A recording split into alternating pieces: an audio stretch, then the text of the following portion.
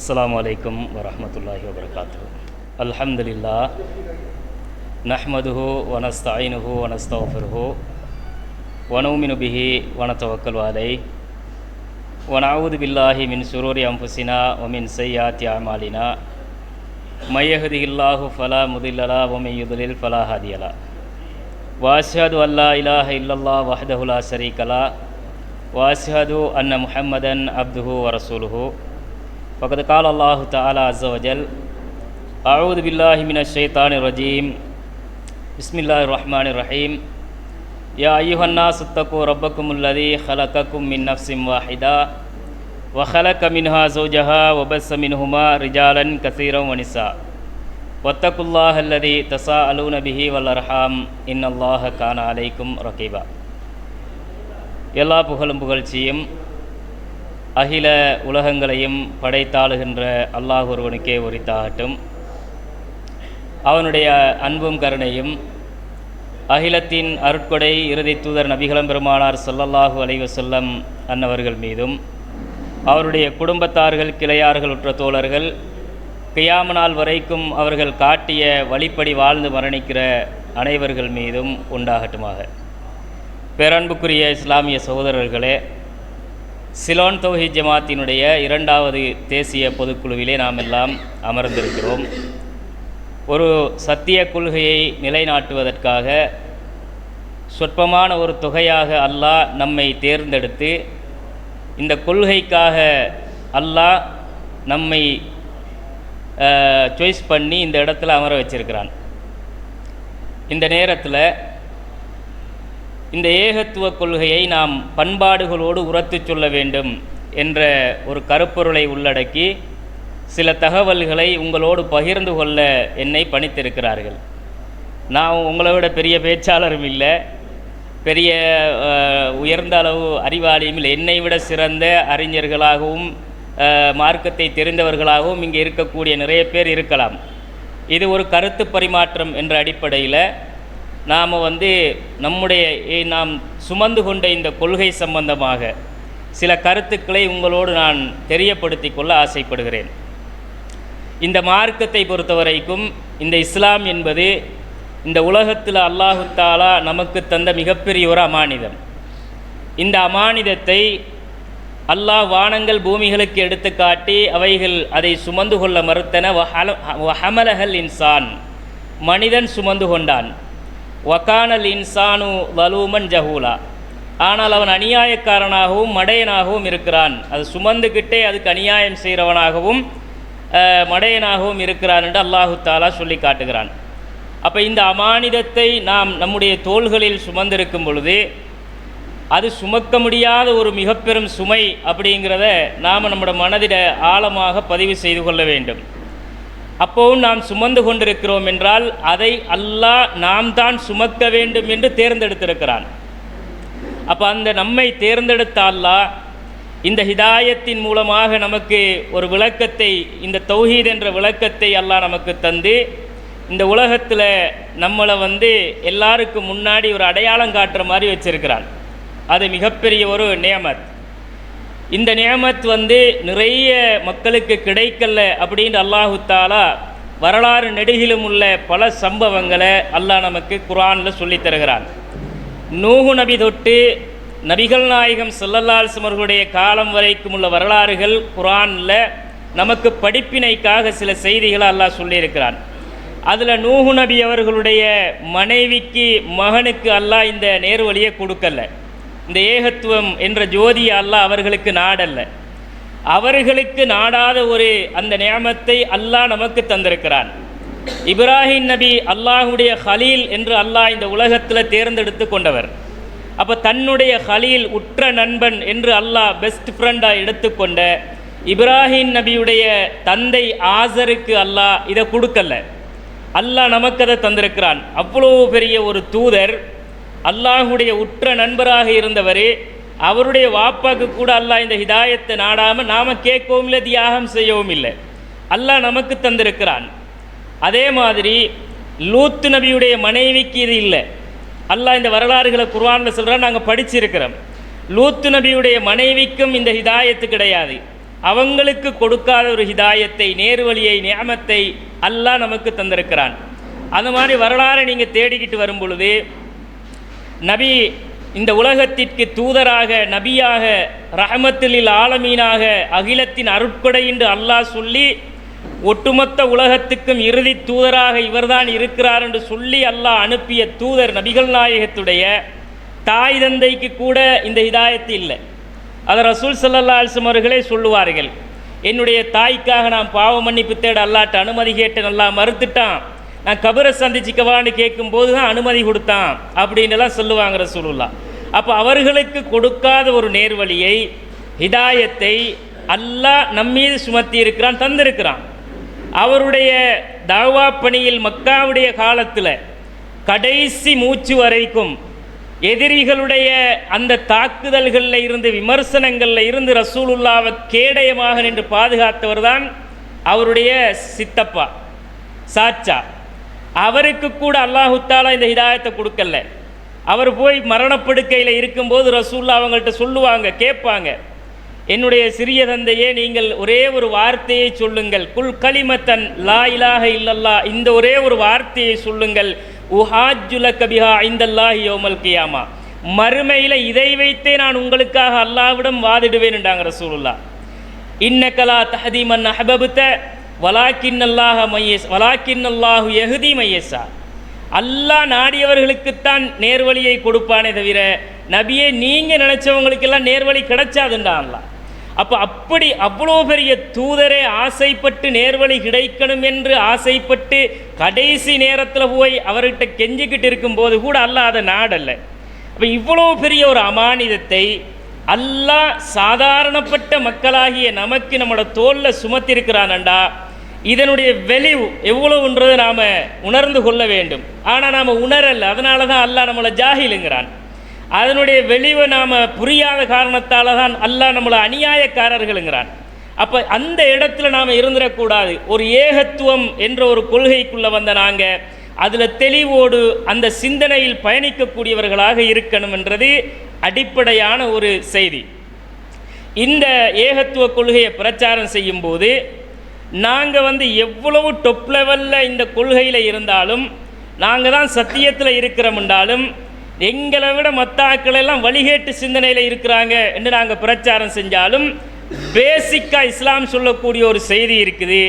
இந்த கொள்கையை தாங்கி இந்த உலகத்தில் வாழ்கிற நேரமோ பிரச்சாரம் செய்யும் நேரமோ அது இஸ்லாம் சொல்லக்கூடிய பண்பாடு என்ற ஒரு பகுதி இல்லாட்டி நீ எவ்வளோ பெரிய கொள்கைவாதியாக இருந்தாலும் பூச்சியமாக போயிடும். அப்போ பண்பாடு என்ற ஒரு பகுதி ஒவ்வொரு கொள்கைவாதி இடத்துலையும் கட்டாயம் இருக்க வேண்டிய ஒரு பகுதி.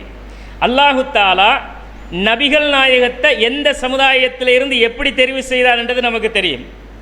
ஒரு உம்மி நபிதான் அவர், எழுத தெரியாத படிக்க தெரியாத ஒரு நபியாக அல்லாஹ் அவர் தேர்ந்தெடுத்தான். அப்படியான ஒரு சமுதாயத்தில் இருந்து தேர்ந்தெடுக்கிறதுக்கு முன்னாடி இருந்த காலம் ஜாஹிலியாவுடைய காலம்ங்கிறாங்க. அறியாமை காலத்திலே, மௌட்டீகத்திலே, அநியாயத்தில், அக்கிரமத்தில், அனாச்சாரங்களில், வழிகேடுகளில், மூட பழக்க வழக்கங்களில், இணை வைப்பு கொள்கையில் அந்த சமுதாயம் ஊறி திளைத்திருந்தது. அத்தனை பாவங்களும் இருந்துச்சு. ஆனால் நபிகள் நாயகம் மட்டும் எல்லாம் விட்டு ஒதுங்கி தனியாக வெறுத்துத்தான் ரசூலுல்லாஹ் அந்த சமுதாயத்தில் இருந்த பாவங்கள், அநியாயங்கள், அக்கிரமங்கள், அனாச்சாரங்களை எல்லாம் வெறுத்து ஒதுங்கி தனியாக வாழ்ந்தாங்க. எவ்வளவு காலம் இந்த போராட்டம் இருந்துச்சுன்னா 40 வருஷ காலம் இருந்துச்சு. அந்த 40 வருட காலத்தையும் ரசூலாக அவர்கள் கழிக்கல, சாதாரண முகம்மதாக அப்துல்லாவுடைய மகனாகத்தான் ரசூல்லா கழிச்சாங்க. அப்படி முகம்மதாக அந்த வாழ்க்கையை 40 வருஷம் கழிச்சிட்டு தான் அல்லாஹ் உன்னை நான் நபியாக தேர்ந்தெடுத்து விட்டேன் என்று அறிவித்ததுக்கு பிறகு ரசூல் ஸல்லல்லாஹு அலைஹி வஸல்லம் அவர்கள் தான் நபின்றதை இந்த சமுதாயத்துக்கு சொல்லணும்னா அதுக்கு ஒரு பேஸ்மெண்ட் வேணும். அந்த பேஸ்மெண்ட்டை அவர் எப்படி முன்வைக்கணும்?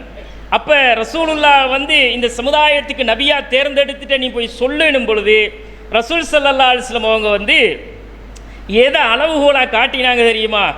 ரசூலாக நான் அல்லாஹ்வுடைய தூதராக வந்திருக்கிறேனுங்கிறத நான் டைரெக்டாக போய் சொன்னால் அவன் ஏற்கனவே இருக்கிற கொள்கை நம்பிக்கைக்கு அடித்து கொண்டு போட்டுருவான். அப்போ ரசூல் ஸல்லல்லாஹு அலைஹி வஸல்லம் அவர்கள் அங்கிருந்த எல்லா மக்களையும் கூப்பிட்டு அவங்க அந்த மலையில் உச்சியில் ஏறி நின்று எல்லா அந்த சுற்று வட்டாரத்தில் இருக்கிற மக்களையும் கூப்பிட்டு கேட்குறாரு, இந்த மலைக்கு பின்னாடி ஒரு படம் உங்களை தாக்க வருதுன்னா நீங்கள் நம்புவீங்களா? இந்த சம்பவம் எல்லாம் நாம் அடிக்கடி கேட்டது தான், தெரிஞ்ச சம்பவம் தான். ஆனால் ரசூல்லா ஏன் இதை அந்த அடிப்படையை வைக்கிறாங்கன்னு பாருங்கள். அவர் நம்புவீங்களான்னு கேட்கும்போது அந்த சமுதாயமே அவருக்கு கொடுத்த சர்டிஃபிகேட் என்ன தெரியுமா? மா ஜர்ரபுனா அலைக்க இல்லா சிதுக்கா.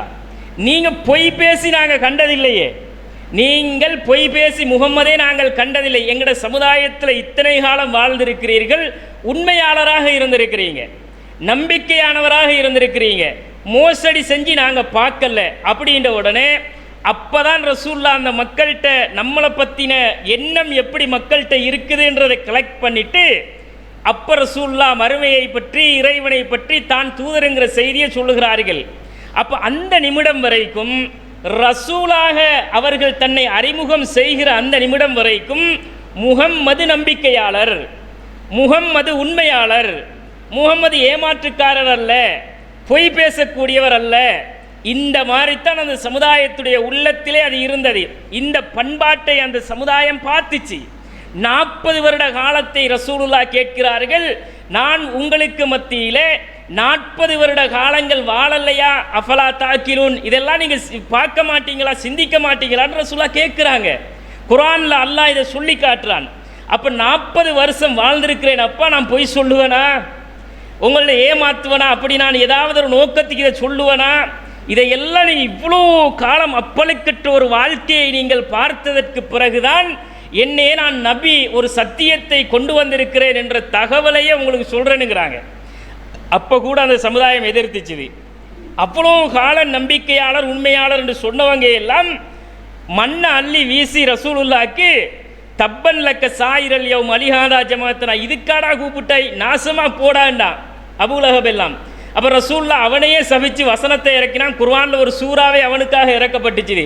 அப்போ தன் குடும்பத்தில் இருந்து அந்த பிரச்சனை முதல் ஆரம்பிக்கிறதானா இங்கே பேஸ் ரசூலுல்லா வச்சது அடிப்படை அவருடைய பண்பாடு. அப்போ தௌஹீதை பிரச்சாரம் செய்கிற நேரத்தில் நம்மளை சமுதாயம் எப்படி பார்க்குமோ அதை வச்சுத்தான் நம்மளை தீர்மானம் செய்வார்கள். இவன் எப்படி இருந்தான், கொடுக்கல் வாங்கல்ல எப்படி இருந்தான், பேச்சில் எப்படி இருந்தான், அவன் நடத்தையில் எப்படி இருந்தான், இவன் மக்களோட எப்படி பழகுவான், இவன் உண்மையாளனா பொய்யனா, ஃப்ராடுக்காரனா பித்தலாட்டக்காரனா, இப்படி பார்ப்பான். இந்த மாதிரி இருந்துட்டு ஒருத்தன் தௌஹீதுன்னு சொன்னான்டா, உங்கள் வாழ்க்கை தான் நமக்கு தெரியாதா, போகையா வழியை பார்த்துட்டும்பா. ரசூல் அவ்வளவு நம்பகமானவராக, நல்லவராக, உண்மையாளராக, நேர்மையாளராக இருந்தும் ஒரு உண்மையை இந்த சமுதாயத்திற்கு சொல்லும் பொழுது எதிர்க்கப்படுகிறார்கள் என்றால், புறக்கணிக்கப்பட்டாங்கன்னா, நம்ம வாழ்க்கையை ஒருத்தன் பார்த்துட்டு தௌஹீதை சொல்லும்போது அந்த பண்பாட்டை காணலைன்னா காரி மூஞ்சில் துப்பிட்டு போயிடுவான், ஏற்றுக்கொள்ள மாட்டான். அப்போ பேஸ் நாங்கள் சரியாக எங்களுடைய ஏகத்துவவாதிகளுடைய அடிப்படைகளை, வாழ்க்கையை, பண்பாடுகளை அமைத்து கொள்ள வேண்டும். அப்போ கண்ணியத்திற்குரிய சகோதரர்களே, இந்த பண்பாடு ஒவ்வொரு மூமியினிடத்திலும் இருக்க வேண்டிய மிக முக்கியமான குணம் அப்படிங்கிறத அல்லாஹு தஆலா நபிகள் நாயகத்துடைய வாழ்க்கையிலிருந்து நமக்கு பாடம் படித்து தாரான். ரசூலுல்லாவை அல்லாஹ் நமக்கு எப்படி அடையாளப்படுத்துகிறான்? லக்கது கான லக்கும் ஃபீ ரசூலில்லாஹி உஸ்வத்துன் ஹஸனா. இந்த தூதரிடத்தில் தான் உங்களுக்கு அழகான முன்மாதிரி இருக்குங்கிறான். முன்மாதிரியாக ஒருத்தரை காட்டுறதா இருந்தால், முன்மாதிரி என்று ஒருத்தரை நாம் ரோல் மாடலாக காட்டுறதா இருந்தால், எடுக்கிறதா இருந்தால் அவரோட எல்லா விஷயம் பெர்ஃபெக்டாக இருக்கணும். அப்படி இல்லைன்னா அவன் நம்மளுக்கு ரோல் மாடலாக ஆகலாது. ரசூலுல்லாவை அல்லாஹ் இந்த உலகத்திற்கு முன்மாதிரிங்கிறான். அப்போ முன்மாதிரினும் பொழுது அவருடைய கொடுக்கல் வாங்கல், அவருடைய பேச்சுக்கள், அவருடைய நடத்தைகள், அவருடைய குடும்ப வாழ்க்கை, அவருடைய சமுதாய வாழ்க்கை, அவர் ஏகத்துவத்தை சொல்லும் பொழுது நடந்து கொள்ளுகிற முறைகள், மக்களோடு மக்களாக அவர்கள் நடந்து கொள்ளக்கூடிய அவருடைய அந்த வாழ்க்கையை எல்லாம் சமுதாயம் பார்க்கும், கவனிக்கும். அப்போ ரசூலை இவர் முன்மாதிரி என்று சொல்லும் பொழுது இவர் என்னத்திலடா முன்மாதிரின்னு பார்ப்பானா இல்லையா? எதில் முன்மாதிரியாக இருக்கிறார்னு பார்க்கும்போது ஏற்றுக்கொள்ளக்கூடிய வகையில் அவருடைய வாழ்க்கை இருந்ததனால தான் எதிரிகளால் விமர்சிக்க முடியாமலும் இருந்தது. அப்போ லக்கது காணலக்கும் ஃபீ ரசூலில்லாஹி உஸ்வத்துன் ஹஸனா, அழகிய முன்மாதிரி இந்த தூதரிடம் இருக்கிறதுன்னு அல்லாஹ் சொல்லுகிறான். அந்த தூதர வாழ்க்கையைத்தான் நாங்கள் ஆயிஷா ரலியல்லாஹு அன்ஹா அவர்கள் சொல்லும் பொழுது கான ஹுலுக்குஹு அல் குர்ஆனும்பாங்க. ரசூலோட வாழ்க்கையை குர்ஆன் தான் பாம்பாங்க. பண்பாட்டையா கேட்குறீங்க? வாழ்க்கையா? குர்ஆன் என்ன சொன்னதோ அதே போல ரசூலுல்லாஹ் வாழ்ந்தவர்கள் என்றார்கள். குர்ஆனுடைய வாழ்க்கை வாழ்ந்த ஒரு மாமேதை தான் ரசூலுல்லாஹ். அப்படி வாழ்ந்ததுனால தான் அவர் முன்மாதிரி. அப்போ வாழ்க்கை எப்படி இருக்கிறதுன்னு பார்ப்பான் சமுதாயத்தில். இவன் சொல்லுல ஒன்றும் செயல்ல ஒன்றும் இருக்கான்னு நம்ம நாட்கள் அப்படித்தானே, சொல்லுல சுல்தான் செயல்ல செய்தான் என்ற மாதிரி அந்த மாதிரி சொல்லுவாங்க சமுதாயத்துக்கு. ஏமாத்தாத, பித்தலாட்டம் பண்ணாத, ஃப்ராடு செய்யாத, நேர்மையா நடந்துக்க, இன்னொருத்தன்ட்ட வாங்கிட்டு பொல்ல வச்சிருப்பாங்க. இவர் போயிட்டு தௌஹீத சொன்னா வாவா முதல்ல உங்களை கிளியர் பண்ணிட்டு வாங்கம்மா. அப்போ வாழ்க்கை கரெக்டாக தூய்மையாக இல்லைன்னா சொல் எடுபடாது. அப்போ அந்த தூதரை குறித்து ஆயிஷா நாயகி சொல்லும் பொழுது குர்ஆன் எப்படி இந்த சமுதாயத்திற்கு வழிகாட்டியதோ அதை சொன்னவர்கள் அதே போல இந்த உலகத்தில் வாழ்ந்தார்கள் அப்படிங்கிறத சர்டிஃபிகேட் கொடுக்குறாங்க. அப்போ ரசூல் ஸல்லல்லாஹு அலைஹி வஸல்லம் அவர்கள் குர்ஆனாக நடமாடியதனால தான் அவர் முன்மாதிரி. அந்த குர்ஆனைத்தான் இந்த சமுதாயத்திற்கு போதித்தார்கள். அதைத்தான் ஏகத்துவம் என்று நாம் ஏற்றுக்கொண்டிருக்கிறோம். அந்த ஏகத்துவம் இன்றைக்கு நம்முடைய வாழ்க்கையில் ஏகத்துவவாதிகளிடத்தில், ஏகத்துவவாதிகளின் குடும்பங்களில் பிரதிபலிக்கிறதா என்பதை நாம் ஒரு கேள்வியாக வச்சோம்னா பூச்சியமாக நிற்கிறத நாங்கள் பார்க்குறோம். நாம் பெருசா தௌஹீது அது இதுன்னு பேசிக்கிட்டு இருப்போம். ஆனால் வாழ்க்கையை அலசி பார்க்கும்போது தௌஹீதுன்றது பேச்சில் இருக்குது, செயல் வடிவத்தில் காணல. அப்போ செயல் வடிவம் கொடுக்கப்படுவது தான் தௌஹீத் அப்படிங்கிறத நாங்கள் புரிந்து கொள்ள வேண்டும் சகோதரர்களே. அப்போ பண்பாடுகள் நிறைந்த ஒரு மனிதர்களாக இஸ்லாம் நம்மை உருவாக்க வேண்டும்ங்கிறதுக்காகத்தான் ரசூல் வந்த முன்மாதிரியாக இருந்தவர் சொல்றாரு, அல்லாஹ் என்னை எதற்கு அனுப்பினான் என்றால் இன்னமா புஇஸ்து லிஉத்தம்மிம மகாரிமல் அஹ்லாக்கி, சிறந்த பண்பாடுகளை இந்த சமுதாயத்தில் பூர்த்தி செய்ய என்னை அல்லாஹ் அனுப்பியிருக்கிறான். பண்பாடுகளை பூர்த்தி செய்வதற்காக தூதராக அல்லாஹ் என்னை அனுப்பி இருக்கிறானா. பண்பாடு என்பதுதான் தீன் சகோதரர்களே. தீனுங்கிறது மனித வாழ்க்கைக்கு தேவையான வழிகாட்டலுங்கிறோம் இல்லையா, அது அத்தனையை நீங்க எடுத்து பாருங்க. ஒட்டுமொத்த தீனும் பண்பாடாக, நல்லொழுக்கமாக, நல்லுபதேசங்களாக இருக்கும். அப்ப இந்த பண்பாட்டை பூர்த்தி செய்வதற்கு அல்லாஹ் என்னை அனுப்பினான் என்று ரசூல் ஸல்லல்லாஹு அலைஹி வஸல்லம் அவர்கள் சொல்லுகிறார்கள். சொல்லிட்டு சொன்னாங்க, அல்லாஹ் மறுமை நாளில் எடை போடுகிற எல்லா விஷயங்களிலும் ஒரு மூமியினுடைய மீசான் என்ற தராசில் வைக்கப்படுகின்ற மிக கனமான ஒரு விஷயம் பண்பு என்றாங்க ரசூலுல்லாஹ். நல்ல பண்புகள். அப்ப மறுமையில எடை போடக்கூடிய எல்லா விஷயங்கள்லையும் மிக பாரமான அஸ்கலு ஷைஇன், மிக பாரமான ஒரு செய்தி இருக்கும் என்றால் அது ஹுஸ்னுல் ஹுல்க்னு ரசூலுல்லாஹ் சொன்னாங்க கியாமத்து நாள்ல. அப்போ அது எவ்வளோ மிக முக்கியத்துவம் வாய்ந்த ஒரு விஷயம் அப்படிங்கிறத சிந்திச்சு பாருங்க. அப்போ கண்ணியத்திற்குரிய சகோதரர்களே, ரசூலுல்லாவுடைய வாழ்க்கையில் பண்பாடுங்கிறத நாங்கள் பார்க்கும்போது இந்த பிரச்சாரத்தை செய்யும் போது ரசூலுல்லாஹ் எப்படி நடந்தாங்கன்றதை அல்லாஹ் ஒரு பட்டியலிட்டு சொல்லுகிறான். ரசூலுல்லாவுடைய வாழ்க்கையினுடைய பண்பாடுகளை வ இன்னக லஅலா ஹுலுக்கின் அதீம், ரசூலே நபியே முஹம்மதே நீங்கள் பண்பாட்டின் உறைவிடமாக இருக்கிறீர்கள் என்று அல்லாஹ் சொன்னான். இன்னக லஅலா ஹுலுக்கின் அதீம், மகத்தான நற்குணத்தில் நீங்கள் இருப்பவர்னா பண்பாடே நீங்க தான் என்றான் அல்லாஹ். அந்த இடத்துல நபியே நீங்க இருக்கிறீங்க அப்படின்னு அல்லாஹுடைய தூதரை அல்லாஹ் சொல்லுகிறான், சர்டிஃபிகேட் கொடுக்குறான். அப்போ அந்த ரசூலுல்லாஹ் அவர்கள் அந்த சமுதாயத்தோடு நடந்த விதத்தை அல்லாஹ் சொல்லும் பொழுது ஃபபிமா ரஹ்மத்தின் மினல்லாஹி லின்தலஹும், முதலாவது அல்லாஹ் அந்த ரசூலுக்குரிய அந்த அடையாளத்தை எப்படி சொல்றான் தெரியுமா? இது நம்மக்கிட்ட எத்தனை பேர்கிட்ட இருக்குன்னு சிந்திச்சு பாருங்க. ஃபபிமா ரஹ்மத்தின் மினல்லாஹி லின்தலஹும், நபியே முஹம்மதே நீங்கள் இந்த மக்களோடு நளினமாக நடப்பது என்பது, மென்மையாக நடந்து கொள்வது என்பது அல்லாஹுடைய அருளின் காரணமாகத்தான். வ இன் குன்த ஃபல்லன் கலீலல் கல்பி, நீங்கள் கொஞ்சம் கட்டும் போக்குள்ளவராக இருந்தால் நான் தான் சத்தியத்தில் இருக்கிறேன், ஏகத்துவத்தில் இருக்கிறேன், கேட்டால் கேள்றா கேட்காட்டி போடா ஒன்றை இஷ்டம், உண்மையை சொல்கிறது ஏண்ட கடமைண்டு எடுத்தெறிஞ்சு பேசினோம்டா சத்தியமே நம்மக்கிட்ட இருந்தாலும் ஓடிடுவான்.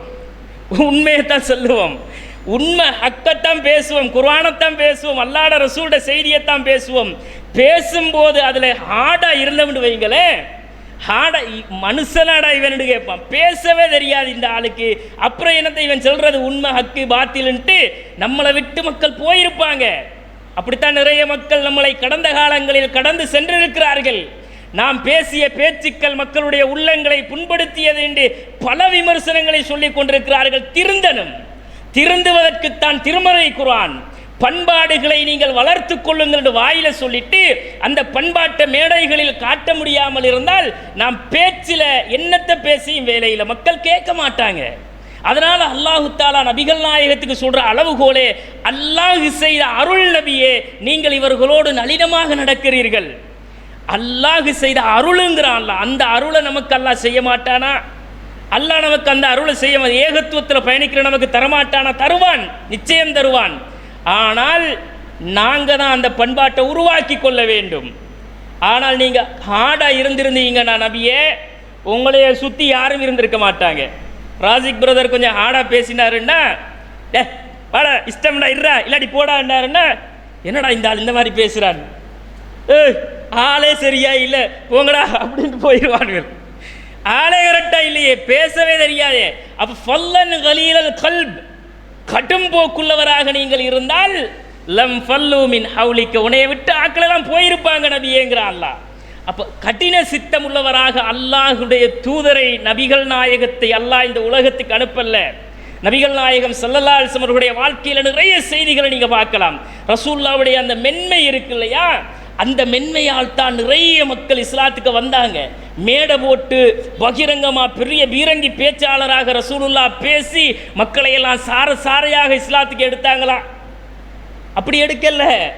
ரசூல் ஸல்லல்லாஹு அலைஹி வஸல்லம் அவர்கள் அந்த சமுதாயத்திற்கு எப்படியெல்லாம் எந்தெந்த சந்தர்ப்பங்களிலெல்லாம் இந்த பண்பாட்டை படித்து கொடுக்குறாங்கன்னா, நபிகள் நாயகத்துடைய பள்ளிவாசலுக்குள்ள ஒரு காட்டரபி வந்து அப்படி ரசூலுல்லாஹ்வுக்கு முன்னாடியே ஓரமாக போய் நின்று மூத்திரத்தை பெய்வார், சிறுநீரை கழிப்பார்.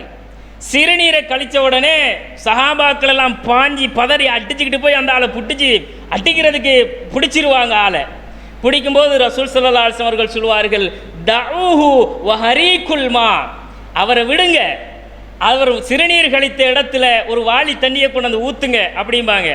அவருக்கே விளங்கும் நாம் செஞ்சது தப்பு தான், தப்பு தான் விளங்கி நம்மட பள்ளிக்கு ஒருத்தன் வந்து இப்படி மூத்திரத்தை சிறுநீரை கழிச்சிட்டு போனான்னா நம்மட நிலைமை என்ன?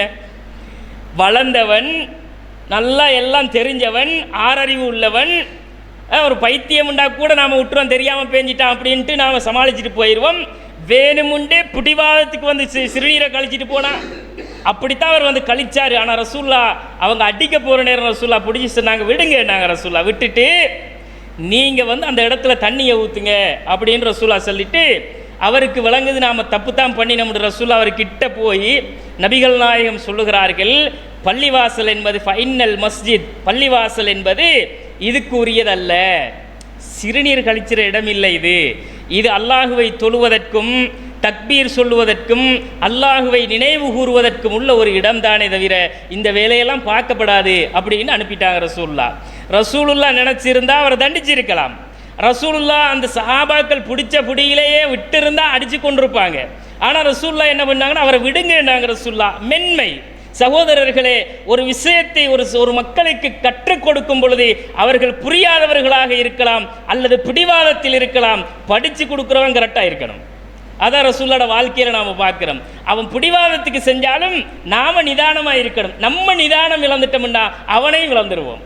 சுமாமாவுடைய வரலாறு அதைத்தான் நமக்கு சொல்லித் தருகிறது. சுமாமத் இப்னு உஸால வந்து கைதியாக பிடிச்சிட்டு வந்து பள்ளியில் கட்டினாங்க.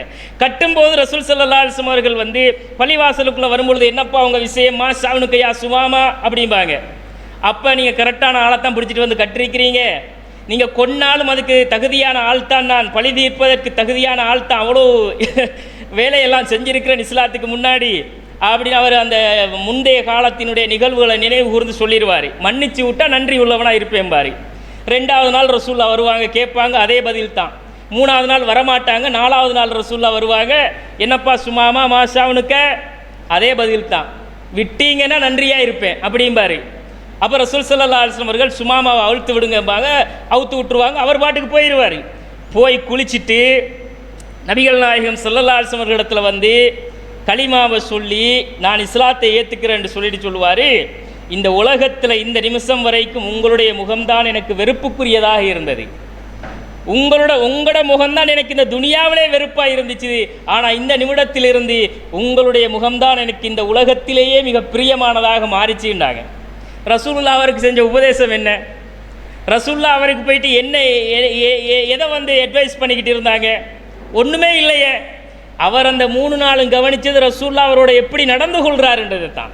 ரசூலுடைய மென்மையை பார்க்கிறாரு, அவர் நடந்து கொள்கிற விதத்தை பார்க்கிறார். ரசூலுல்லாஹ் தண்டிப்பதற்கு தகுதியாக இருந்தும் அவரை மன்னிச்சு விடுங்க அப்படின்னு ரசூலுல்லாஹ் அவரை விடுறாங்கன்னா அவர் எவ்வளோ பெரிய அந்த பெருந்தன்மை மிக்கவராக ரசூலுல்லாஹ் இருக்கணும்னு பார்த்தாரா இல்லையா?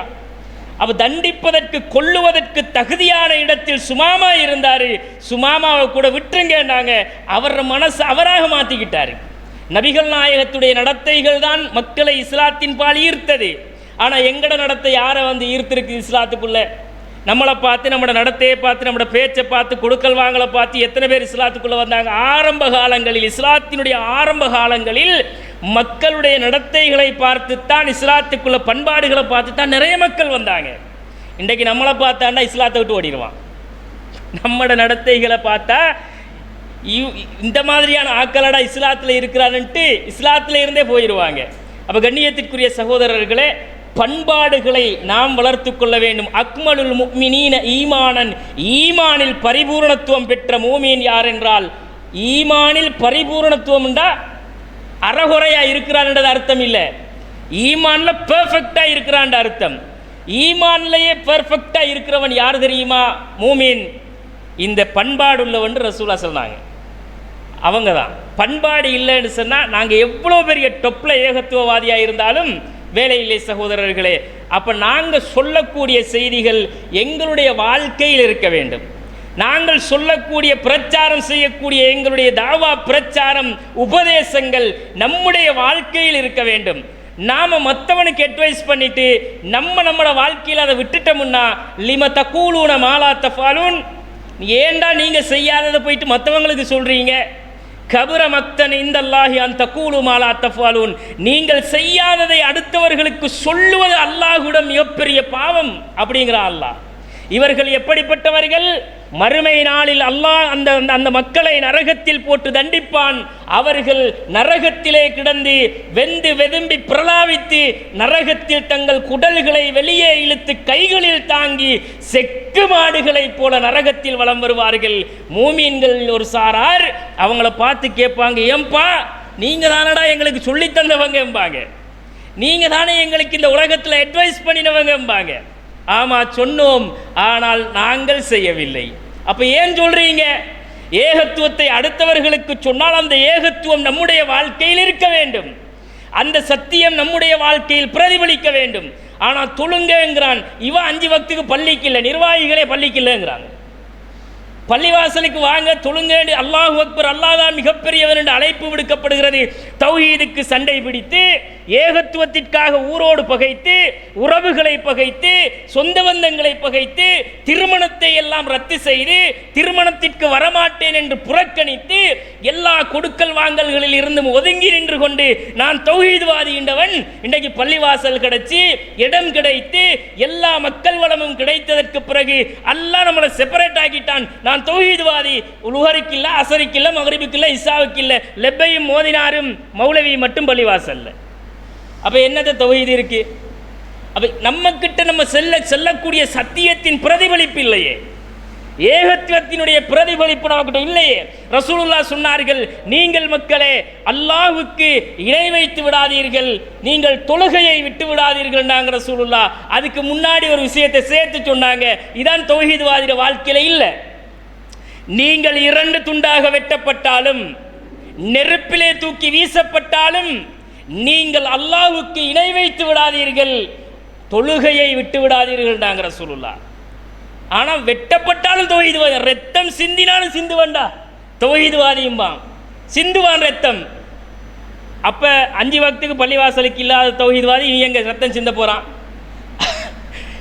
பேச்சில தான் தௌஹீத்வாதி ரத்தம் சிந்துவார். ஆரம்பத்தில எல்லாம் அவ்வளோ தைரியம், அவ்வளோ வீரியம், அந்த அளவு ஏகத்துவத்தில் ஒரு முன்மாதிரி மாதிரி இருப்பார்.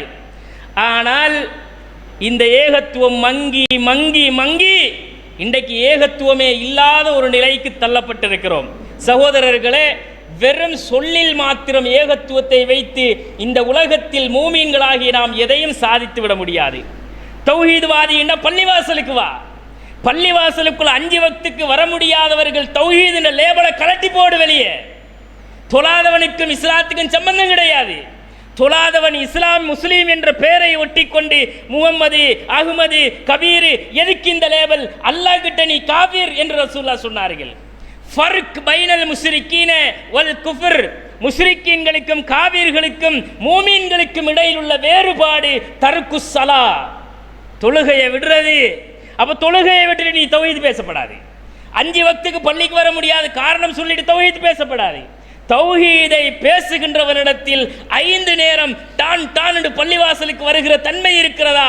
இன்ன ஸலாத்த கானத்தலல் முஃமினீன கிதாபம் மௌகூத்தா, நேரம் குறிக்கப்பட்ட கடமை தொழுகை என்றால் நீ வாழணும். அப்படி வாழாம இருந்துட்டு சமுதாயத்துக்கு போய் உபதேசம் பண்ணினா வட்டி கூடாது, விபச்சாரம் கூடாது, அது கூடாது, இது கூடாது, முதல்ல தொழுப்பா நீ முஸ்லீமாயிரி. முஸ்லீமாக இருந்துட்டு அடுத்தவனுக்கு அடுத்த உபதேசம் பண்ணலாம். கண்ணியத்திற்குரியவர்களே, தௌஹீத் என்ற பெயரை வைத்து வாழ்க்கையில் இஸ்லாத்தை இழந்து வாழுகிற நாம் பண்பாடு என்ற அந்த பகுதியில் எப்படி நாங்கள் மிளிரலாம்? இது ஒரு பகுதி. பயான் அப்படிம்பாங்க,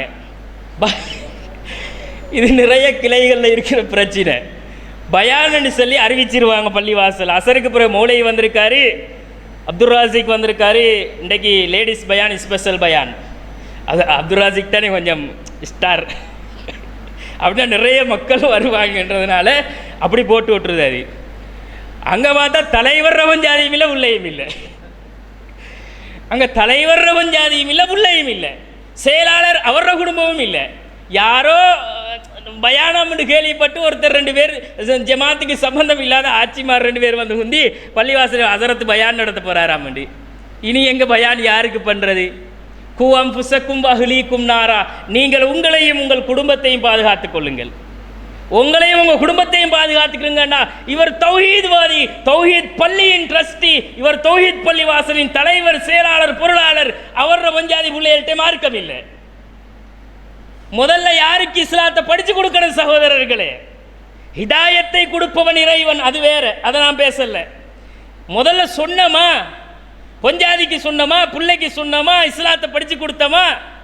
நீ தொழணும், 5 நேரம் தொழணும், இதைத்தான் செய்யணும், இதான் மார்க்கம், இது சிறுக்கு, இது பிதஅத்து, இஸ்லாம் என்று வந்தால் தியாகம் பண்ணணும். சஹாபிய பெண்மணிகளோட பேரை மட்டும் தேடி தேடி வச்சுக்கிறது. ஆயிஷா, பாத்திமா, இப்போ லேட்டஸ்டாக 2 எழுத்துல பேர் தேடுறது.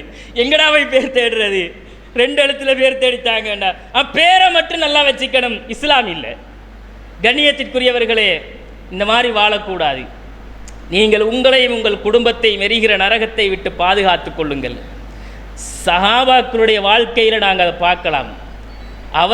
அவர்களுடைய குடும்பத்தில் புருஷன் தியாகம் பண்ணணும்னா பொண்டாட்டி வாழை எடுத்து கேடயத்தை எடுத்து கொடுப்பா போங்கன்னு. பொஞ்சாதி தியாகம் பண்ணுறதுலையும் குறை வைக்க மாட்டார். இஸ்லாத்துக்காக கணவனை இழந்து மக்காவில் இருந்து மதீனா வரைக்கும் தன்னந்தனியாக கைக்குழந்தையை கையில் பிடித்து வந்த வரலாறுகளை நாம் பேசுகிற தௌஹீத்வாதிகள் ஏன் வந்தாங்க? புருஷன் தேவல்ல, எனக்கு தேவல்ல, அல்லாஹ் ரசூலுக்காக மறுமைக்காக அந்த ஹிதாயத்தை விட்டு கொடுப்பது நான் தயாரில்லை. மறுமைக்காக என் கணவனை விட்டு கொடுப்பேன், செல்வத்தை விட்டு கொடுப்பேன், உறவுகளை விட்டு கொடுப்பேன் என்று அப்படி வந்த சமுதாயம் எங்க? தௌஹீத்வாதி ட்ரஸ்டில தலைவர் என்று இருக்கிற இவர பஞ்சாதிக்கு இஸ்லாம் இல்லைன்றது எங்கே இருக்கு? கண்ணியத்திற்குரியவர்களே, நாங்கள் தான் உருவாக்க வேண்டும். ஊரா எப்படி பார்ப்போம் தெரியுமா? பயான் அறிவிச்சிருக்கிறான், பள்ளியில் நிர்வாகிகளோட குடும்பமே வள்ளிக்கையில் மர எண்ணத்தில் பயான் வைக்கிறீங்க அப்படிமா. இது உண்மையா இல்லையா? எத்தனை ஊர்களில் இந்த பிரச்சனை இருக்குது தெரியுமா சகோதரர்களே? எத்தனை ஊரில் இருக்குது. அப்போ முதலில் நாங்கள் தான் நம்மை பண்படுத்த வேண்டும். எங்ககிட்ட இருந்து தான் ஆரம்பிக்கணும் சகோதரர்களே. அல்லாஹ் நீங்கள் உங்களை திருத்தாத வரைக்கும் அல்லாஹ் எவனையும் திருத்த மாட்டான்ட்டான். அல்லாஹ் இன்னல்லாஹ லா யுகையிரு பிகௌமின் ஹத்தா யுகையிரு மா பி அன்ஃபுஸிஹிம்.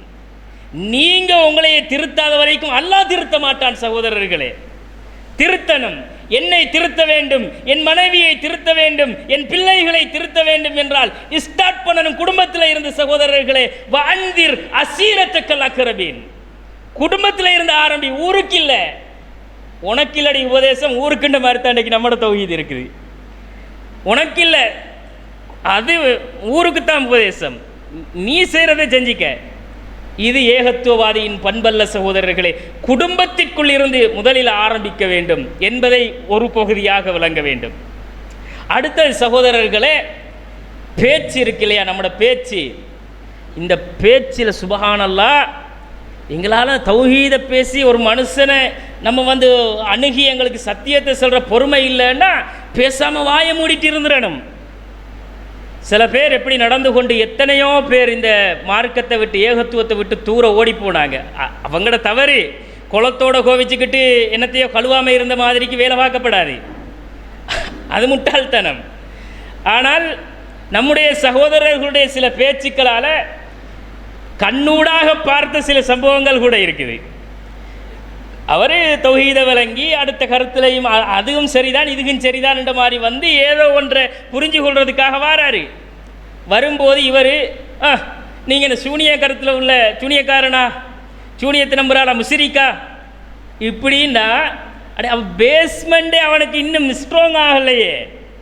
முதல்ல என்ன பண்ணணும்? தௌஹீதை, ஏகத்துவத்தை, அகீதாவை என்னன்னு அவனுக்கு வழக்கப்படுத்தணுமே. அந்த ஆளுக்கு அந்த பேஸ்மெண்ட் இல்லாதனால தானே அதுவும் சரியா இதுவும் சரியான்ற ரெண்டும் கெட்ட நிலையில முதப்தபின் அங்கேயும் இங்கேயும் திரியிறான், இழுபட்டு திரியிறான். இவனுக்கிட்ட போயிட்டு நீங்க முஸ்ரிக்கு பின்னால போய் தொழுகிறீங்கன்னா சாதாரணமாக ஒரு பொதுமகன் எப்படி யோசிப்பான்? அவன் சிந்தனையில என்ன இருக்கும்? அவங்கிட்ட போய் நீ முஸ்ரிக்கு பின்னால நிற்கிறாய், அவனை எடுத்த எடுப்புல நாங்கள் வசப்பாடினோம்னா சகோதரர்களை நிறைய பேர் பள்ளிவாசலுக்கே தொலை வராமல் நின்றுட்டான். அப்ப நம்மகிட்ட பேச்சில் பண்பாடு இருக்குதா? ரசூலுல்லாஹ் இப்படி நடந்திருந்தா? ரசூலுல்லாஹ் ஏகத்துவத்தை சொன்னார்கள், ஆனால் ஏகத்துவத்தில் விட்டு கொடுக்கவில்லை. படித்து கொடுக்கும் பொழுது ரசூலுல்லாஹ் சொன்னார்கள், அல்லாஹ் எப்படி அனுப்பி இருக்கிறான் என்றால், அல்லாஹ் என்னை படித்து கொடுக்கின்ற ஆசானாக அனுப்பி இருக்கிறான். அதே நேரம் படித்து கொடுப்பதை எளிமையாகவும் மென்மையாகவும் படித்து கொடுக்க அனுப்பி இருக்கிறான். நாங்கள் ரசூலுல்லாஹ் எளிமையாக படித்து கொடுக்க வேண்டும், மென்மையாக படித்து கொடுக்க வேண்டும். கண்ணியத்திற்குரிய சகோதரர்களே, இப்படி இன்னைக்கு நம்ம சகோதரர்கள் பேசுகிற பேச்சே சும்மா அந்த ஆணவம் பிடிச்ச பேச்சு. ஆணவ பேச்சுக்களால் எந்த மனுஷனும் இதுக்குள்ளே இருக்க மாட்டான், ஜமாத்தை விட்டு ஓடிடுவான். ஜமாத்தல்ல இஸ்லாம், அது வேற. ஆனால் இந்த ஜமாத் ஏன் கட்டமைக்கப்பட்டது? சத்தியத்திற்காக, தௌஹீதுக்காக, ஏகத்துவத்திற்காக. ஏனைய கொள்கைகள் தவறு என்று சொல்லி கட்டமைக்கப்பட்டது. அந்த கட்டமைப்புக்குள்ள இருந்து நிறைய பேரை கலட்டி போடக்கூடிய வேலையை பார்க்கிறோம். பேச முடியலன்னா, உன்னால நல்லது பேச முடியலையா, ஃபல்யகுல் ஹைரன் அவ் லியஸ்முத், வாய மூடிட்டு இருப்பா.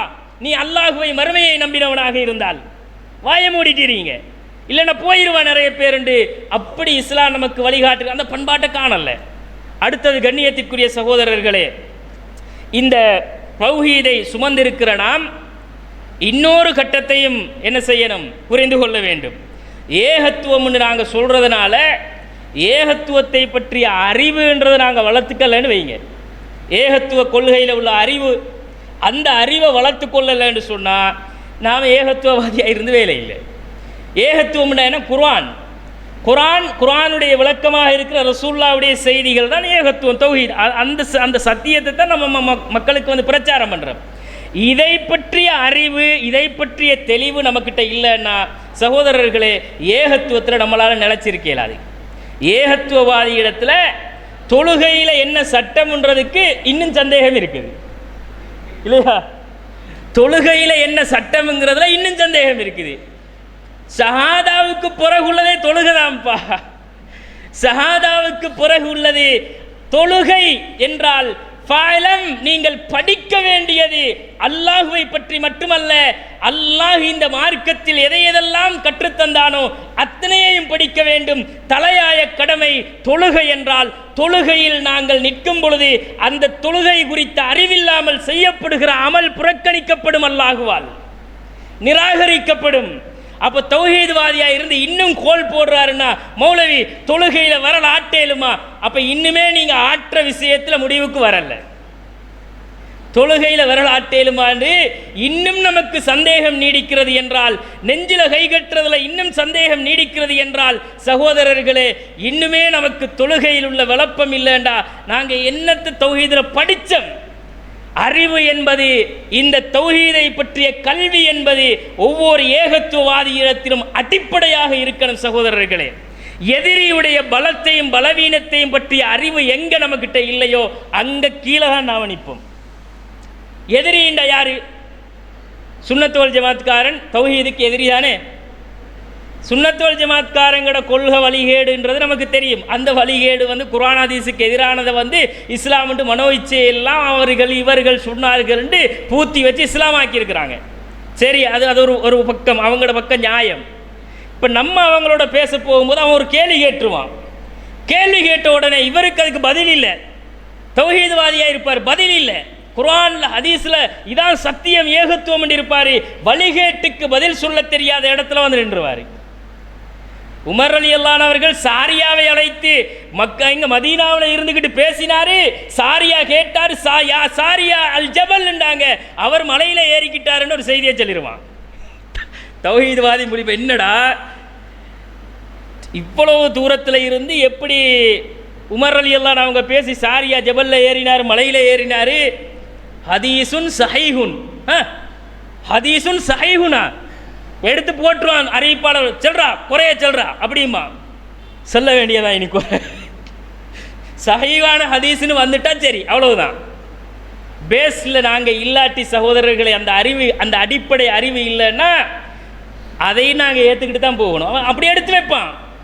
ஒருவர் ஆள் இல்லாத, அரவம் இல்லாத ஒரு காட்டுப்பகுதியில் திக்குமுக்காடி போய் எந்த ஒரு உதவியும் இல்லாத இடத்தில் யா ஃபுலான் எனக்கு இன்னாரே உதவி செய்யுங்கள் என்று அழைக்கிறாருன்னா அந்த இடத்துல அல்லாஹ் மறைமுகமான உதவியை அல்லாஹ்வுடைய நல்லடியார்களை கொண்டு கொடுப்பான். ஒரு ஹதீசுன் சஹீஹுன்னு காட்டிடுவான். ஹதீசுன் சஹீஹுனா அப்படின்ட்டு இவர் முழிச்சிட்டு நிற்பாரு. இவருக்கு ஹதீசுன் சஹீஹுனை விளக்கப்படுத்தவும் தெரியாது, ஏற்றுக்கவும் முடியாம இப்போ ரெண்டுக்கும் இடையில துப்பிக்கவும் மேலாத புழுங்கிக்கவும் மேலாத நிலைமையில ஆகிடுவார். கண்ணியத்திற்குரியவர்களே, அக்கீதாவில் கரெக்டாக இல்லைன்னு வைங்க, அல்லாஹ் நாடினா சூனியம் பழிக்கும் தான் போய் நிற்கணும். அக்கீதாவில் கரெக்டாக இல்லைன்னு வைங்களேன், அல்லாஹ் நாடினா சூனியம் பழிக்கும் அப்படின்ட்டு போய் நிற்கணும். இல்லா பீதி நிலா கொடுத்த விளக்கம் எத்தனை பேருக்கு தெரியும்? சொல்லுங்க பாப்போம். யார் விளக்கம் கொடுத்தது? யார் விளக்கம் கொடுத்த? பிஜே தான் விளக்கம் கொடுக்கணுமா? பிஜே விளக்கம் கொடுத்தா தான் அது சரி, அது அப்பதான் நமக்கு சத்தியம் விளங்கும். இந்த நிலையில நாங்க இருந்த முக்கல்லிதுகள் இல்லையா? நாங்க முக்கல்லிதுகள், தக்லீதுவாதிகள், குருட்டு பக்தர்கள். நாங்கள் குருட்டுத்தனமாக ஒரு மனிதனுக்கு பின்னால் செல்லுகிற கூட்டம் நேர்வழியை பெறாது. இல்லா பீதில் இல்லாம குர்ஆன்ல இருந்து வழங்குங்க, ஹதீஸ்ல இருந்து வழங்குங்கண்டா. கல்வி, அக்கீதா பற்றிய தெளிவு, அடிப்படை பேஸ் நமக்கிட்ட இல்லைன்னு சொன்னா நாங்க தௌஹீதுல நிற்க முடியாது சகோதரர்களே. இல்லா பீதின் இல்லா விளக்கம் யாரு முழுசா பார்த்தீங்க? சொல்லுங்க பாப்போம். இல்லா பீதின் இல்லாத விளக்கம் யாரு முழுசா பார்த்து? அந்த வசனத்துக்கு எத்தனை அர்த்தம் கொடுக்கலாம் சொல்லுங்க பாப்போம். சூரத்துல் பக்கராவில் 2வது அத்தியாயத்தில் 102வது வசனத்துக்கு எத்தனை அர்த்தம் கொடுக்கலாம், எத்தனை அர்த்தம் கொடுத்துருக்காங்க தெரியுமா? கேள்வியெல்லாம் கேட்காத பயான பண்ண வந்தா பண்ணிட்டு போய்த்திரு.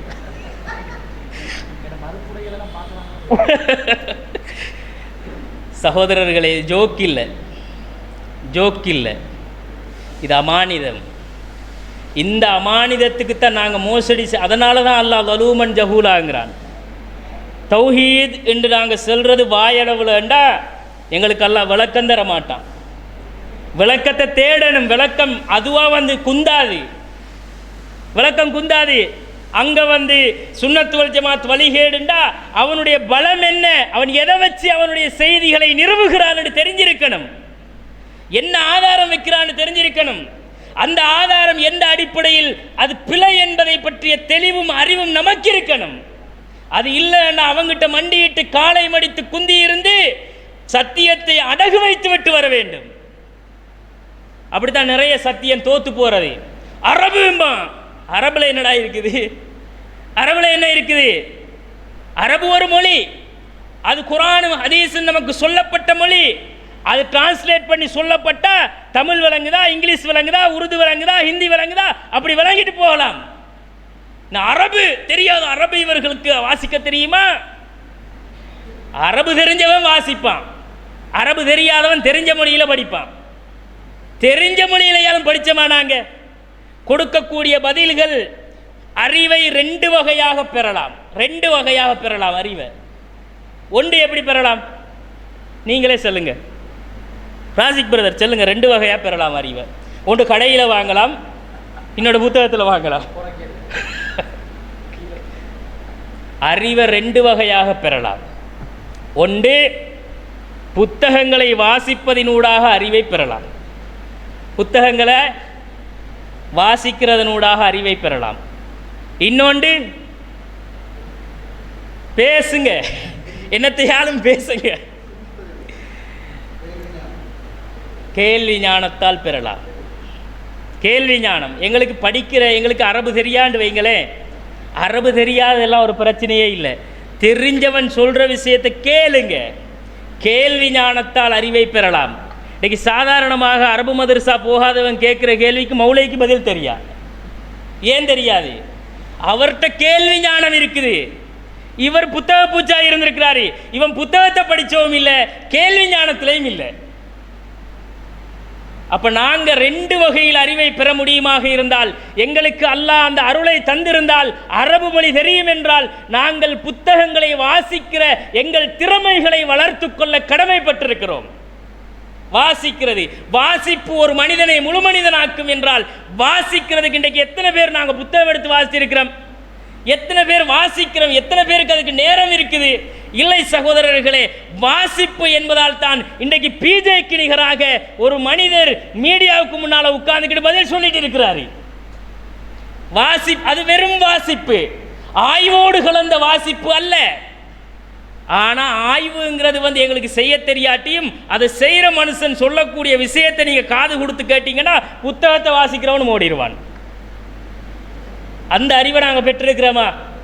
ரெண்டு வகையான அறிவையும் புறக்கணித்து தூக்கி எறிந்து விட்டு நாங்கள் வெறுமனே தௌஹீத்வாதிகளாக வாழ்றதுல அர்த்தம் இல்லை சகோதரர்களே. எதிரியினுடைய பலத்தையும் பலவீனத்தையும் தெரியாமல் தவாக்களத்தில் எவனாலும் நிற்க முடியாது. தவாக்களத்தில் நிற்கலாது. சிலாபத்தில் இருந்த ஒருத்தர் ஒரு மௌலவி இல்லாத ஒரு வீடியோ போட்டாருன்னா மௌலவி கோல் அடிப்பார். ராசிக் பிரதர், என்ன ராசிக் பிரதர் பதில்? அவர் மௌலவியா? அவர் டிகிரி ஹோல்டரா? போயிட்டு இந்த மதீனாவில் ரியாதில் எல்லாம் போயிட்டு பிஹெச்டி முடிச்சுட்டு வந்தவரா? ராசிக் பிரதர் ஏன்பா ராசிக் பிரதர் இல்லாட்டி தேட மாட்டீங்களா? நீங்கள் தேடி படிக்க மாட்டீங்களா? வேறு வேறு சோர்ஸில் இருக்குதான்னு பார்க்க மாட்டீங்களா? எங்கே இருக்கிறோம் நாங்கள்? கண்ணியத்திற்குரிய சகோதரர்களே, அறிவினுடைய அடிமட்டத்தில் வறுமை கோட்டில் இருந்து கொண்டிருக்கிறோம். வறுமை, அறிவு இல்லாத வறுமை ஏகத்துவவாதிட்ட இருக்கப்படாத சகோதரர்களே. இதை வளர்த்துக்கணும். அல்லாஹு தாலா முதலாவது இறக்கின வசனமே இக்ராஹ் தான். படிராங்கிறது தான். படி, ஓது. குர்ஆனை எடுத்து வச்சால் அல்ஹம்துலில்லாஹி ரப்பில் ஆலமீன் மாலிகி யௌமித்தீன் இய்யாக நஅபுது வ இய்யாக நஸ்தஈன் ஓதியாச்சு போ, அவ்வளவுதான். இந்த ஓதல அல்லாஹ் சொல்லல. அல்லாஹ் குர்ஆனை இறக்கும் போதே நபி விளக்கப்படுத்தி அந்த விளக்கத்தை நீ எடுத்துக்கொள், நீங்களும் சிந்தித்து விளங்குங்கள் என்று அல்லாஹ் சொல்லுகிறான். குருட்டுத்தனமாக செவிட்டுத்தனமாக இதிலே சொல்லப்பட்டு விட்டது என்று விழுந்து விடாதீர்கள். மூமீன்கள் அப்படி விழமாட்டார்கள். சிந்தனையை கூர்மையாக்கி கொள்ளுங்கள் சகோதரர்களே. தப்லீக்காரர்கள், சுன்னத் வல் ஜமாத்காரர்கள், அதற்கு எதிராக சலபிசம் பேசுகிறவர்கள் எல்லோரும் ஒரே பெல்ட்டிலே வந்து நின்று ஒட்டுமொத்த அலிகேடுகளும் தௌஹீத் என்ற சிந்தனைக்கு எதிராக இன்னைக்கு கைகோர்த்து களமிறங்கி இருக்கிறது. ஒரே ஒரு ஆள் நின்று வீடியோ முன்னால பதில் கொடுக்கிறதுனால சகோதரர்களே ஒன்றும் ஜெயிச்சிட முடியாது. ஆணி புடுங்கலாம் தெரியுமா? அந்த மாதிரி தான். அவர்களெல்லாம் மிக பிரமாண்டமாக தெரியும். பயந்துராதங்க, பயப்பட தேவையில்லை. நீங்கள் சத்தியத்தில் இருப்பவர்கள், ஹக்கில் இருப்பவர்கள், தேடுங்கள், ஆய்வு செய்யுங்கள். முடியுமானவர்கள் தேடுங்கள், தேட முடியாதவர்கள் பேசப்படுகிற செய்திகளை காது கொடுத்து கேள்வி ஞானத்தால் பெறுங்கள். சாலிமுக்கு கொடுத்த பதிலை இன்னும் பார்க்கல. நாம உண்மையை சொல்லுங்க, பார்க்கல தானே? பார்க்கல. இதுவரைக்கும் உஸ்மான் ரலியல்லாஹு அவர்கள் கொல்லப்பட்ட விஷயத்தில் பேசப்பட்ட 2 தரப்பு விஷயங்களையும் நாங்கள் வாத பிரதிவாதங்களாக முழுசா பார்த்தோமா பார்க்கல. இனி எங்கே எங்களுக்கு ஞானம் வரப்போகுது? அதையே பார்க்கறதுல நமக்கு நேரம் இல்லை. இனி எங்கடா புத்தகம் பிரட்டி வாசிக்கிறது? போயா பயானம் முடிச்சுட்டு நீயும் உண்ட பயானம் அப்படின்ற அளவில் நாங்கள் இருந்தால் சகோதரர்களே, நாங்கள் இந்த தௌஹீத் என்ற கொள்கைக்குள்ளே நிலைத்து நிற்க மாட்டோம். அல்லாஹ் எங்களோட உள்ளத்தை பிரட்டி கொண்டு போயிடுவான் வழிகேட்டில். யா முகல்லிபல் குலூப், உள்ளங்களை புரட்டுகிறவனே, சப்பித் கல்வி அலா தீனிக்க, உண்ட மார்க்கத்தில் நிலப்படுத்தியா அல்லாஹ். எப்படி அல்லாஹ் நிலப்படுத்துவான்? அறிவு இருந்தால் தானே நிலச்சி நிற்கலாம் சகோதரர்களே. போராட முடியும் எப்போ? பலம் இருந்தால் தான் போராடலாம். நோஞ்சானா இருந்தா அவன் அடித்து சாச்சிட்டு போயிடுவான். பலம், அறிவு பலம் சகோதரர்களே. ஆயுத பலத்தை விட உச்சாணி கொம்பில் நிற்பது அறிவு பலம். அறிவை தேடுறதுனா மார்க்க அறிவை தேடுறதுல நாங்கள் பூச்சியமாகிடக்கூடாது. கண்ணியத்திற்குரிய சகோதரர்களே, இந்த அறிவை நாங்கள் பெற்றுக்கொள்ள முயற்சி செய்ய வேண்டும். அறிவை பற்றி பேசுகிறேன்னா அதுக்கு இன்னொரு மணித்தியாலும் நீங்கள் வரணும். சரியா? அறிவை பற்றி நான் பேச வரல. பேஸ் அறிவு இருக்கணும். நம்மளோட தௌஹீத்வாதிட்டு அறிவு இருக்கணும். எனவே தௌஹீத் என்ற கொள்கையில் பயணிக்கும் போது நிறைய விமர்சனங்கள் வரும். இன்றைக்கு நம்மளை எப்படி விமர்சிக்கிறான் சொல்லுங்க பாப்போம். இப்போ லேட்டஸ்ட்டாக என்ன விமர்சிக்கிறான்? குர்ஆன் மறுப்பாளர்களுங்கிறான். ஆனால் நம்ம குர்ஆன் மறுப்பாளர்களா? ஹதீஸ் மறுப்பாளர்களுங்கிறான். நாங்கள் ஹதீஸை மறுக்கிறவங்களா? நாசிபிகள் என்றான் இல்லையா? நாசிபி என்ற அந்த சிந்தனைன்றது என்னன்னு படிச்சிங்களா யாராவது? மூத்தசிலா, அது ஒரு விமர்சனம் இருக்குது. நாசிபி என்ற ஒரு சிந்தனை என்னன்னு படிச்சிங்களா? விமர்சனம் வந்துச்சு. விமர்சனம் வந்த உடனே நம்ம யோசிக்கிறோம், அடே நாசிபி என்றான். நாசிபி சிந்தனைன்றதுல இவங்க போய்கிட்டு இருக்கிறாங்கிறான். அது என்னடா நாசிபி சிந்தனை? எடுறா தேடி பார்ப்போம். கைக்குள்ளதான் இன்டர்நெட் இருக்குது, இதுக்குள்ளதான் எல்லாம் இருக்குது. நீ தேவையில்லாத அவ்வளோவையும் பார்க்குறாய். சரி, ஒரு நாசிபியா சிந்தனை என்னன்னு எடுத்து நாசிபி சிந்தனை என்னன்னு தேடி பார்த்தோமா? எத்தனை பேர்கிட்ட ஃபோன் இல்லை சொல்லுங்க பாப்போம். யார்கிட்ட ஃபோன் இல்லை? யாருக்கிட்ட ஸ்மார்ட் ஃபோன் இல்லை? எல்லாண்ட கையிலையும் ஸ்மார்ட் ஃபோன் இருக்கும்போது சகோதரர்களே, நாசிபியா சிந்தனை உண்டு. இன்றைக்கு நமக்கு ஒரு முத்திரையை குத்தி இருக்கிறான். என்ன நாசிபியா சிந்தனை தேடினமா? தேடல. ராசிக் பிரதர் தேடினமா? அதான் அறிவு வறுமை. அறிவினுடைய வறுமை அதுதான்.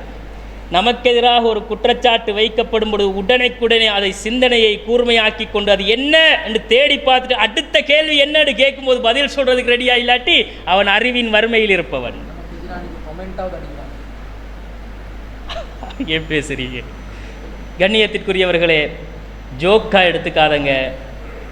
இந்த அமானிதத்துக்கு நாங்கள் சுமக்க முடியாத ஒரு சுமையை சுமந்திருக்கிறோம். படிப்பதும் தேடுவதும் சிந்திப்பதும் அல்லாஹ் நமக்கு கொடுத்த ஒரு வாக்கியம். அதில் நாங்கள் புற வச்சு கொண்டு இந்த உலகத்தில் தௌஹீத்வாதியாக வாழ்ந்து வேலை இல்லை. அடுத்த கட்டம் இது தொடர்ந்து பேசிக்கிட்டு போகலாது. இப்போ 12 மணி. அடுத்த கட்டம் கடைசியாக ஒரு செய்தியை சொல்லி முடித்துக்கொள்கிறேன். என்னண்டா, இப்போ நாம் தௌஹீதில் இருக்கும்போது சகோதரர்களே, ஒன்று நாம் பண்பாட்டை வளர்த்து கொள்ள வேண்டும். 2வது அந்த தௌஹீத் சம்பந்தப்பட்ட அறிவை வளர்த்து கொள்ள வேண்டும். 3வது கட்டம், எந்த கொள்கையை சரிகான்றமோ அதில் கரெக்டாக உறுதியாக நிலச்சி நிற்கணும்.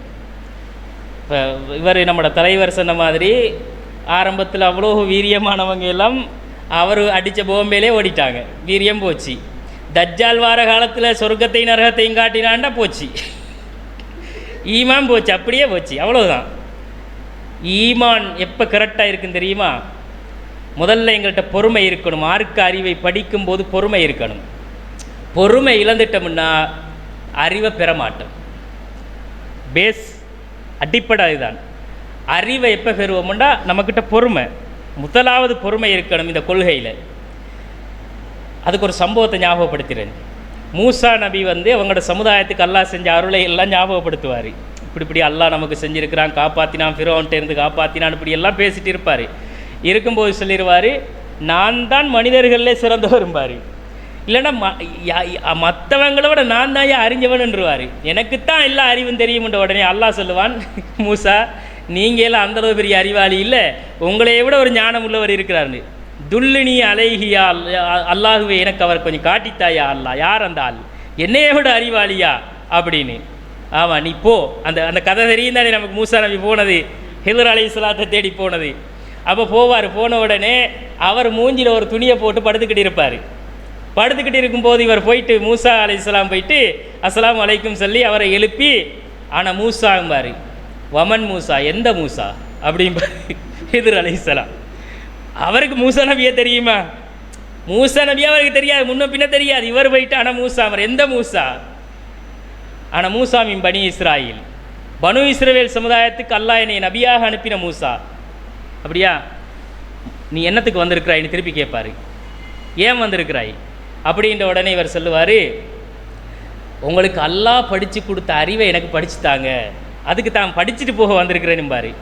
படிச்சுட்டு போக வந்தீங்க, எனக்கிட்ட படிக்கிறேன்னா உங்களால் இயலாது. என்ன எனக்கிட்ட படிக்கிறேன்னா உங்களால் படிக்க இயலாது. அப்போ இவர் கேட்பார், ஏன் படிக்க இயலாது? நீ பொறுமையாக இருக்க மாட்டாய் மூசா அப்படிம்பார். இல்லை இல்லை, நான் பொறுமையாக இருப்பேன் அப்படிம்பார். 3 மெட்டர் தான், சாப்டரை க்ளோஸ் பண்ணி அனுப்பிடுவார் மூசா அலைஹிஸ்ஸலாத்தை. 3 விஷயந்தான். இன்னும் இருந்திருந்தால் நிறைய படிச்சிருப்பார். இப்போ அங்கே என்ன எடுத்துக்காட்டப்படுதுன்னா, இது முஸ்லீமில் வர ஹதீஸ், குர்ஆன்லேயும் அந்த சம்பவம் வருது. பொறுமை தான் மெயின். பொறுமை இருக்கணும் எங்களுக்கு. 1 ஹவர் 1.5 ஹவர் 2 ஹவர் பிஜே பேசியிருக்கிறார். மனுஷனுக்கு கேட்கல 2 ஹவர். ராசிக் பிரதர் மைக்கை புட்டிச்சா 1 ஹவரும் 52 நிமிஷமும் பேசியிருப்பார். சாலிம் அவங்களோட விஷயத்துக்கு அவர் பேசின அந்த பதிலை வந்து கேட்குறேன்னா பொறுமை வேணும்.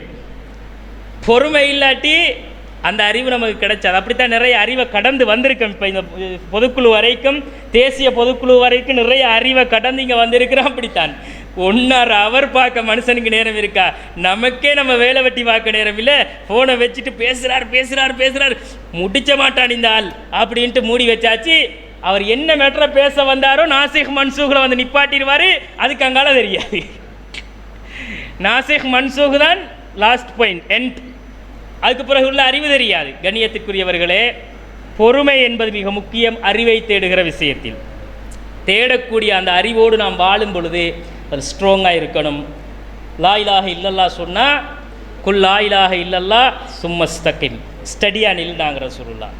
எங்களுடைய ஈமான் எந்த அளவு பலமாக இருக்கிறதோ அந்த அளவுக்கு சோதனைகளும் விமர்சனங்களும் எதிர்ப்புகளும் வந்து குர்ஆன் மறுப்பால் சொல்லிட்டு போயா, அதுக்கு பதில் நம்மக்கிட்ட இருக்குதுன்னு இருக்கணும். அவ்வளோ கிளியராக பெர்ஃபெக்டாக அதுக்குரிய தயாரிப்புகளோடு நாம் இருக்கணும்.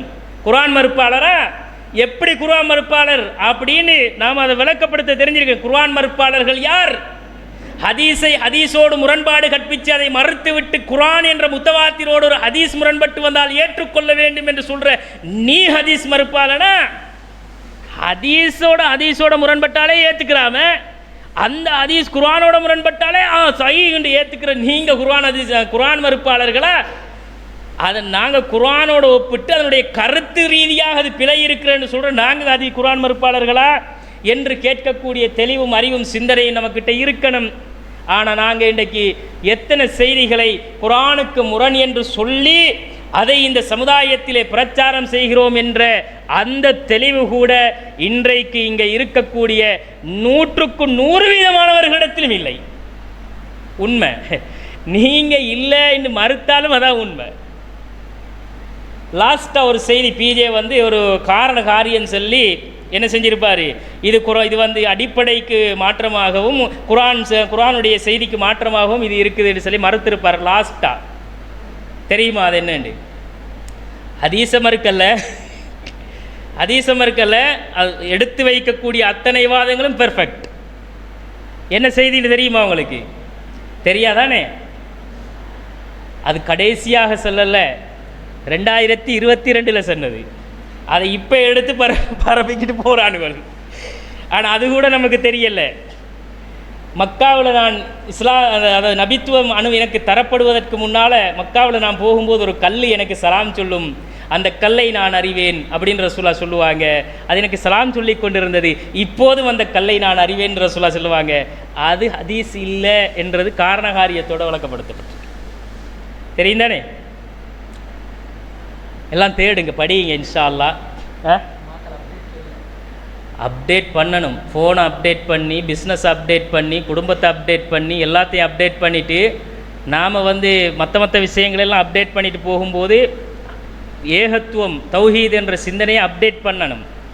அப்டேட் பண்ணாட்டி துருப்பிடிச்ச கம்பி தான், உடச்சி வீசிட்டு அப்படியே போய்கிட்டே இருப்பாங்க. இந்த சின்னஞ்சிறிய கூடாரம் காலியாக்கப்பட்டு விடும். ரசூலுல்லா பத்ருகளத்தில் இருந்து ரசூலா தான் கேட்டாங்க, அந்த உறுதி தான் நமக்கு வேணும். ரசூலா பத்ருகளத்தில் இருந்து கேட்டாங்க, யா அல்லாஹ், இந்த சின்னஞ்சிறிய கூட்டத்தை இன்றைக்கு நீ அழித்து விட்டாய் என்றால் இதற்கு பிறகு ஏகத்துவத்தை எடுத்துச் சொல்லுகிற உன்னை வணங்குகிற எந்த கூட்டமும் இந்த பூமியில் இருக்காது. பத்ருல ரசூல்லா சுஜூதில் கிடந்து அழுது கேட்டது அது சின்ன ஒரு கூட்டம் தான் சத்தியத்தில் வந்துட்டே இருக்கும், சின்ன கூட்டம்தான். அவர்களுக்கு அல்லாஹுடைய சுப செய்தி உண்டாகட்டும், அவர்களுக்கு சுபசோபனம் உண்டாகட்டும், அவர்கள் சத்தியத்தில் இருப்பார்கள். அந்த சத்தியத்தை அவர்கள் சொல்லுகிற காலங்களிலெல்லாம் எதிர்க்கப்படுவார்கள். எதிரிகளுடைய சூழ்ச்சிகளால் அவர்களை ஒன்றும் செய்துவிட முடியாது.